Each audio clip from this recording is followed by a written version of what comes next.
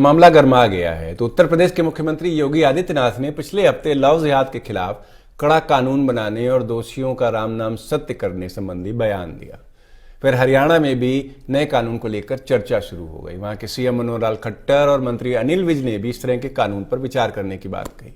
खट्टर ने तो यह भी कहा कि केंद्र सरकार भी एंटी लव जिहाद कानून पर विचार कर रही है। मध्य प्रदेश में भी ऐसा कानून लाने की तैयारी है।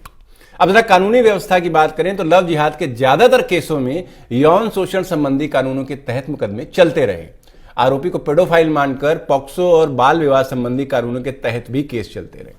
इसके अलावा बलपूर्वक शादियों के मामले में कोर्ट आईपीसी के सेक्शन 366 के तहत सजा दे सकता है।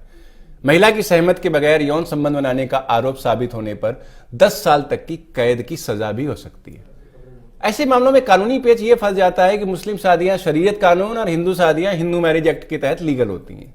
क्योंकि मुस्लिम शादियों में सहमति दो तरफा अनिवार्य है, इसलिए इन शादियों में अगर ये साबित हो जाता है कि सहमति से ही शादी हुई थी तो कई मामले सिरे से खारिज होने की नौबत आ जाती है। बल्लभगढ़ के मामले के बाद मामला गर्मा गया है, बहस हो रही है, कानून बनाने की बात हो रही है। अभी देखिए ये रिपोर्ट और समझिए कि क्या था वो मामला और क्या बातें हो रही।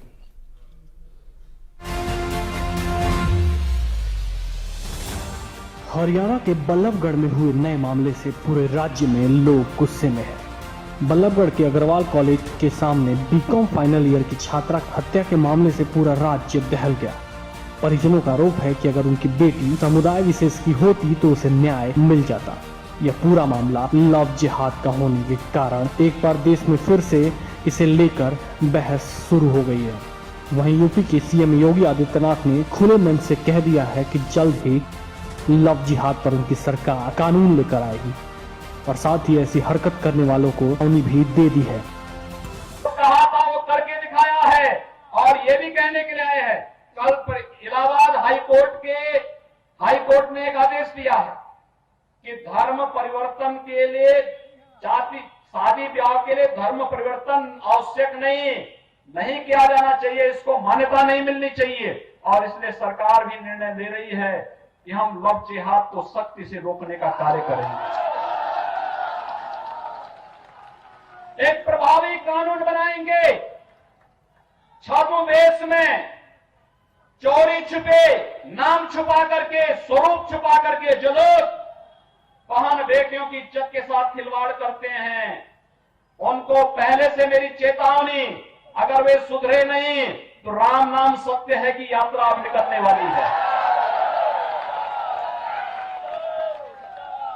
भाइयों बहनों, हम लोग मिशन शक्ति के कार्यक्रम को इसीलिए चला रहे हैं।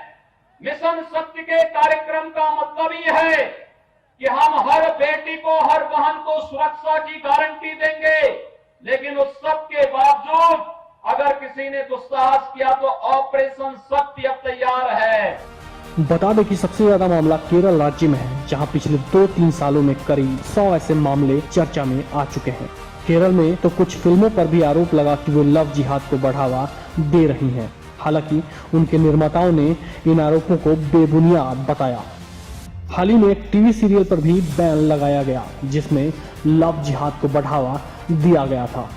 साल 2009 में पहली बार केरल और कर्नाटक में बड़े पैमाने पर हिंदू लड़कियों के धर्म परिवर्तन के मामले सामने आए। धीरे धीरे पूरे देश में और यहाँ तक कि भारत के बाहर पाकिस्तान और ब्रिटेन में भी लव जिहाद के केस होने का दावा किया गया। समय समय पर हिंदू, सिख और ईसाई संगठनों ने इसको लेकर अपनी चिंता जताई है। केंद्र सरकार की जानकारी में ऐसे लगभग 50 से अधिक वैवाहिक रजिस्ट्रेशन पत्र सामने आए हैं जिनमें मुस्लिम युवकों ने हिंदू लड़कियों से विवाह किया है। मौलानाओं के संरक्षण में काम करता है गैंग। दरअसल इसके पीछे सबसे बड़ा देश भर में लव जिहाद गैंग का सक्रिय होना है, जिसमें कई मौलानाओं के संरक्षण में यह गैंग काम करता है। ऐसे में बहुत से लोग हैं जिनको लव जिहाद के बारे में जानकारी ही नहीं है। तो आपको बता दें कि आखिर होता क्या है ये लव जिहाद। लव जिहाद 2 शब्दों से मिलकर बना है। अंग्रेजी भाषा का शब्द लव यानी प्यार, मोहब्बत, इश्क और अरबी भाषा का शब्द जिहाद, जिसका मतलब होता है किसी मकसद को पूरा करने के लिए अपनी पूरी ताकत लगा देना। यानी जब एक धर्म विशेष को मानने वाले दूसरे धर्म की लड़कियों को अपने प्यार के जाल में फंसाकर उस लड़की का धर्म परिवर्तन करवा देते हैं, तो इस पूरी प्रक्रिया को लव जिहाद कहा जाता है। अब अगर आप लव जिहाद का मतलब समझ गए हैं तो आपको ये भी बता दें कि सुप्रीम कोर्ट ने मान लिया है कि लव जिहाद होता है। Bureau report, parliamentary business.